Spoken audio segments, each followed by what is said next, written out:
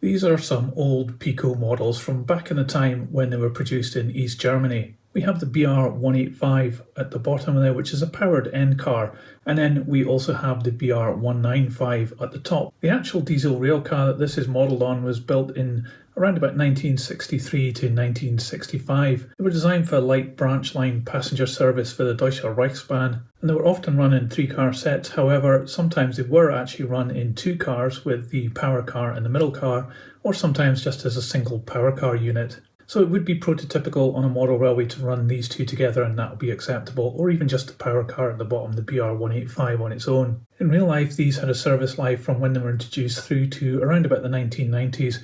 After reunification, these were seen to be a bit inefficient and not really needed anymore, so they were withdrawn in favour of more modern units. So in this red and yellow Deutsche Reichsbahn livery, it makes these models Era 3/4. These are obviously second-hand models, and since I've bought them, I've not actually even opened them yet. So it's going to be quite interesting for me to check these out in real time with you, and hopefully we won't have any problems, but those are always famous last words. At the end of the video, I'll tell you how much I paid for these two, but for now, let's get them open, and let's start off with the BR185 at the bottom. Well, we didn't get away scot-free with there being no damage on this model because there are 3 little handrails kicking around in the bottom of the box. Unfortunately, we have many more little holes in the side of these doors for handrails to go in, so we are missing quite a few of these handrails, which is a real shame. I guess maybe there's an opportunity here to make little metal ones to replace them. Let me put these to one side and we'll check out the model in more detail. Well, I had to give this a bit of a clean, especially up on the roof. It was really dirty, so I'm not sure what has been happening with this model in its previous life. It is a second-hand model, so sometimes you've got to expect these things, but somebody's really not looked after this model, so I don't have good hopes about it running well. We've got something rattling back and forward inside this coach, so we'll maybe check that out in a bit. And up on the roof I can see that it should have air vents in these little slots, and all of them have disappeared, which is a real shame. It looks as though we maybe needed a chimney or something at this point too. And we have this sticky up bit here, and at each end we have a little light up here as well. Well, looking at the front of this carriage, it does have a lot of really nice looks. We've got glazing which is almost flush fit, and the printing of this yellow line around the front isn't really that good. We've got a maroon moulding here, we've got black at the bottom, and we've got silver on the top, so it has been masked off in a couple of places, but the yellow lines in the middle and top and bottom just aren't really that good, I don't think. But what is good is the number there. We can see it's a VT33 and number 106. We have some paint on the little door there as well. It's not being applied that well, but you know, at least it's there. It looks as though maybe we should have had a windscreen wiper in this hole here, but that's disappeared too. But we do have an interior with an indication of a driver's panel, but no driver in there. Down on the buffer beam, it looks as though we've got a couple of holes there, maybe for cabling or something. It looks like they've been glued in the past and they've fallen out, as has this buffer over here, which is gone. But we have one on the other side, and we have this interesting tank here moulded as part of the bogie, which kind of dominates the front lower part of this rail car. Looking down the side, we've got the numbers here by the driver's door. That's very clear. You can see the VT33. And then you can see second class with a destination board as well. The yellow line continues to be a bit disappointing, and the windows really aren't that clear either. They're kind of frosted at the front. I'm guessing it's just trying to hide the motor, which is sitting on top of this bogie. But the other ones are, clearer, but not great. You can see that we have an interior in the light brown there, and in the middle we have the Deutsche Bahn logo, which is alright. We have some printing also down on the black area in white, which again is okay. And down this end we seem to have a double door, maybe that's for baggage, and another door here. Again, the handrails have been picked out. This particular one has got some glue damage here. It looks as though the handrail was glued in here not very well. And down this end it's very much the same as the one we just saw, but we do have a coupling here which is a little bit different than normal. It's got a little sprung loaded, almost kind of like a lobster claw, which attaches to the following car. But of course, no NEM pockets here.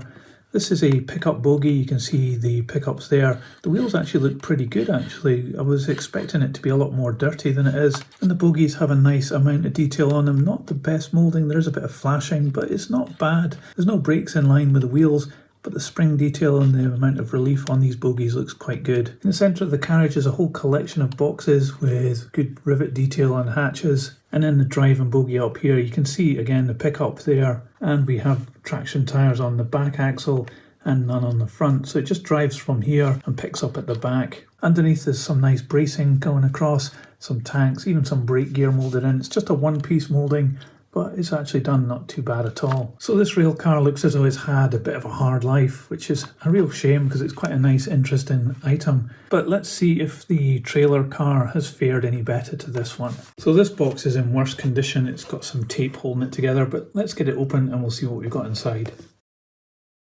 Well, I've been pretty lucky because there's a whole bunch of sprues with little things like handrails and extra parts to put onto these coaches, which came with this trailer car in its box, and it's quite lucky that we've got these because I can actually repair the driver car now. So by comparison to the driving car, this feels a little bit cheap and very light as well. Up on the roof we have some of the air vents fitted, but the glue is all over the place on this, so it's not been done very well, and two are broken off as well, but it'll give you an idea of what it's meant to look like with those parts on top. This one has the same kind of issue with the yellow line. It's just not really that well done, but the printing is good. You can see the VS145 lettering there, second class over here, and also the first class.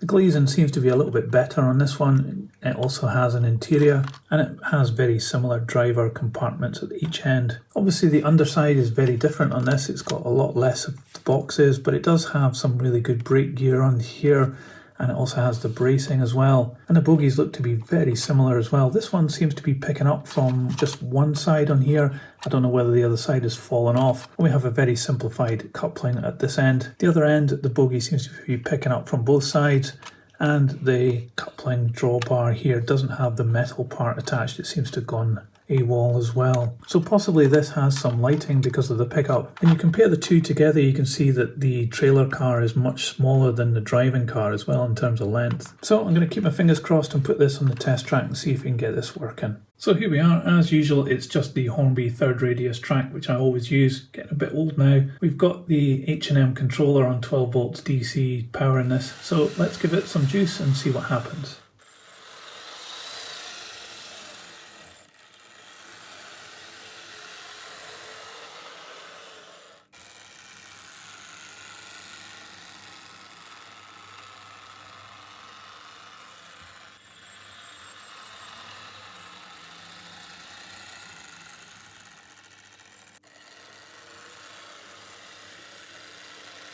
Well, I totally didn't expect that. It actually works perfectly. Just straight away, it was no problem at all. And it crawls along at a really nice speed as well. And amazingly, this has actually got directional lights as well on both the trailer and the power car, and they all work too. So that's really quite incredible. Even though these models have been really, I think, quite badly battered in the past, they actually still perform brilliantly. So let's put these on the scales and we'll see how much they weigh. So the power car comes in at 216. And the trailer is at 114 grams. So these two East German made Piko models of the BR185 and its trailer BR195, well, aren't they just survivors? It looks as though they've been through the absolute wars, these particular ones, and yet they still perform great, and they had no problems on the test track there. This pair of coaches is obviously crying out to be restored, and unfortunately I just don't have the time to do it. I've got a pile of stuff to do.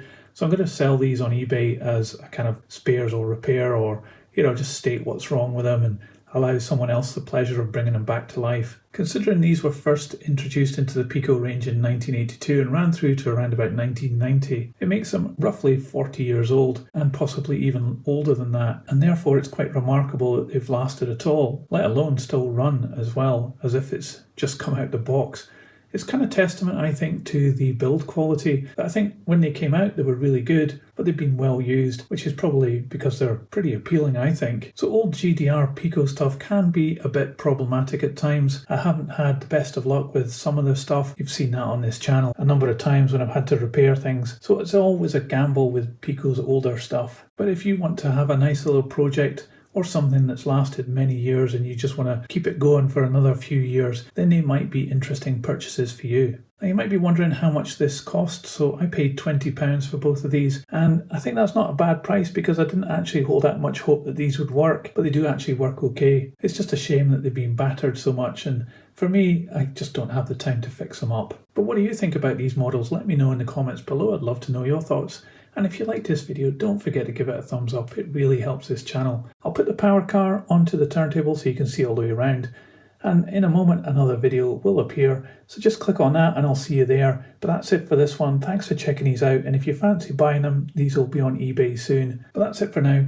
See ya. So model trains, model worlds, choo choo, model trains, and tiny worlds, choo choo. So model trains, model worlds, choo choo, model trains, and tiny worlds, choo choo.